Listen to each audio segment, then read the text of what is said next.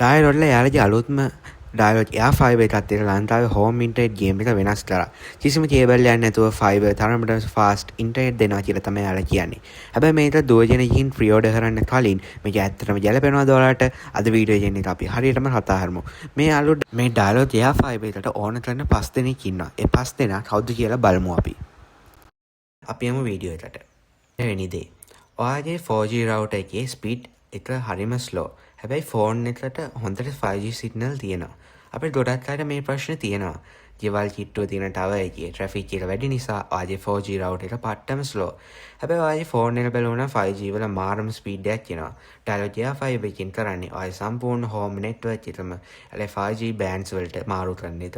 ඒ කියන්නේ අර 4G traffic jam එක ඔයා සම්පූර්ණයෙන් මයින් කරනවා.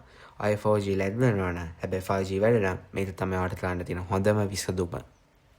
දෙවෙනි දේ. ඔයාගේ ෆයිබර් ස්පීඩ්ස් ඕන වුණාට SLT ෆයිබර් ලයින් එකක් ගන්න විදිහක් නැහැ. SLT ෆයිබර් කියන්නේ පට කනෙක්ෂන් එකක් වුණාට සමහර වෙලාවට ඒක ගන්න එක ලොකු යුද්ධයක්. සමහරට ඔයාගේ පාරවල් වල කේබල් ඇවිත් නැතුව ඇති, ඩිස්ට්‍රිබියුෂන් බොක්ස් වල පෝට්ස් ඉවර වෙලා ඇති. එහෙනම් නැත්තම් ඔයා ඉන්න ගෙදර අයිතිකාරයා බිත්ති හිල් කරලා කේබල් ගන්න කැමති නැතුව ඇති. ඔයා ඉන්න තැනට ෆයිබර් ගන්න බැරි නම් හැබැයි ඩයලොට් 5G කවරේජ් එක තියෙනවා නම් එයා ෆයිබර් කියන්නේ ඔයාගේ වාසනාව. කිසිම කේබල් එකක් නැහැ, බිත්ති හිල් කරන්න දෙයක් නැහැ, සතිලා ඉංජිනේරුවෙන් බලන්න ඉන්න ඕනේ නැහැ. සම්පූර්ණයෙන් වයර්ලස් ෆයිබර් වගේම ස්පීඩ් එකක් ගන්න පුළුවන්.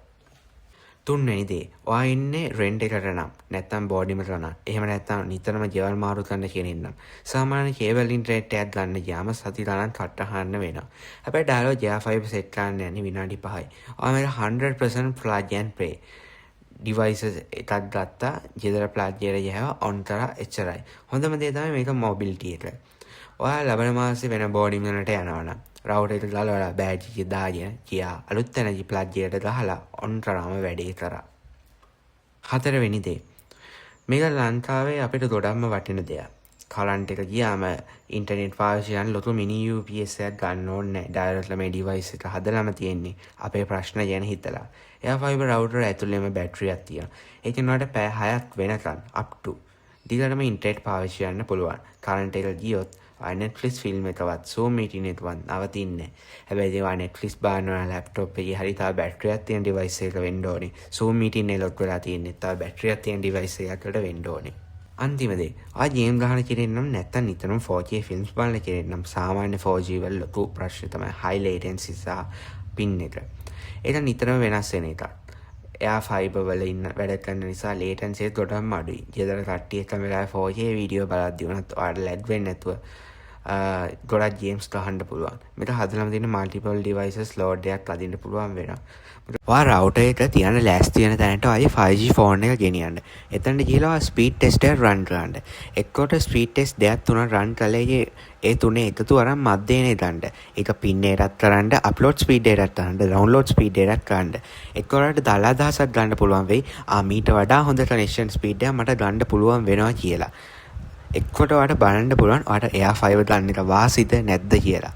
එහෙම නැත්නම් ඔයාගේ වෙන ඔප්ෂන් එකක් බලන්න. ඔයා නැත්නම් 4G router එකක් ගන්නවා නම් එහෙමයි, SLT fiber එකට රික්වෙස්ට් කරනවා නම් එහෙමයි.